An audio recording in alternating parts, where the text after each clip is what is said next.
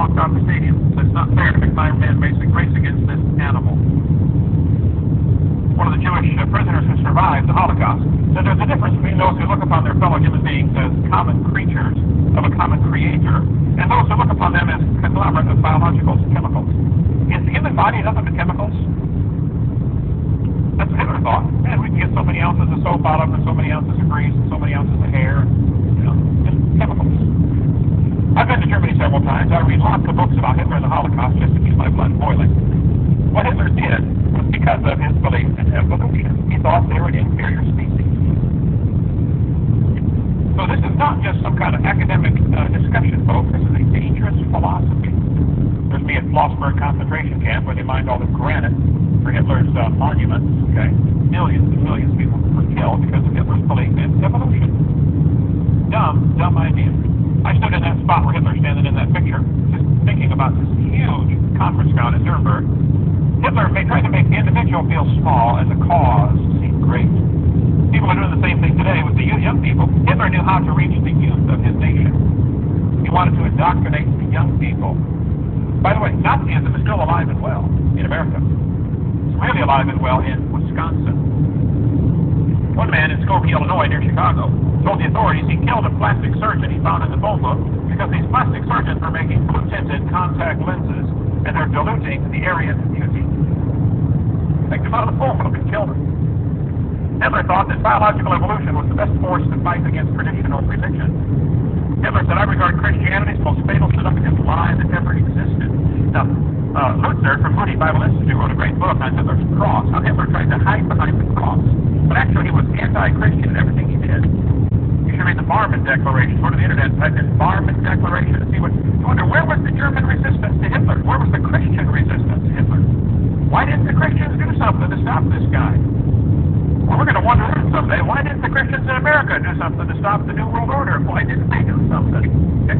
Hitler used Nazi propaganda pictures like this, him walking out of the church with a cross above his head. It's all propaganda. He hated Christianity.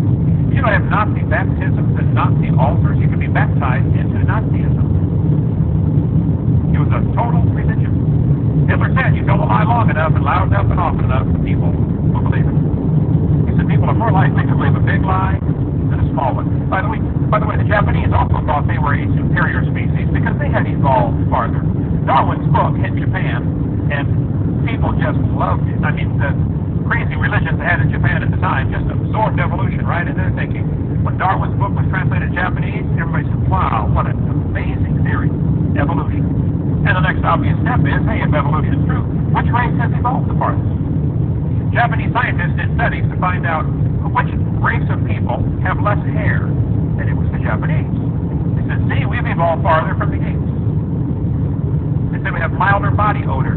They did real scientific studies to prove the Japanese had evolved farther. And that's why you won't understand what happened in World War II when American prisoners were captured and tortured like at Bataan, the Bataan Death March, or the concentration camps over there. You're not going to understand why this happened until you understand the thinking of the Japanese soldiers. They had been taught all of their life evolution. We have evolved farther. These are inferior species. It's really best if we eliminate them. The soldiers that survived World War II in Japanese concentration camps were amazed at how cruel the Japanese were. Just cruel to the prisoners. Well, they thought they were an inferior species. Evolution is the foundation for communism.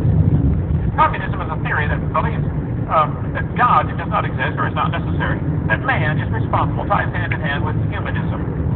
Roger Baldwin, the founder of the ACLU, the American Communist Lawyers Union, said communism is the goal. The purpose of the ACLU was to advance communism. That's why they were founded. Now, Moses Mordecai Marx Levy, alias Karl Marx, the founder of communism, had written a paper when he was 17 years old telling how much he loved the Lord.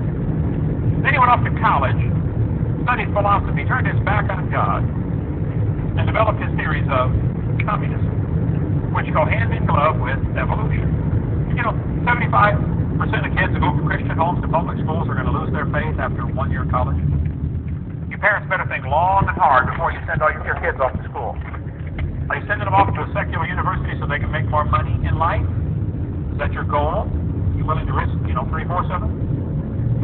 I'd recommend at least one good year of Bible college before they go to a secular school, even if it's not accredited, just to get grounded in the Bible and really get them grounded in creation before you send them off there.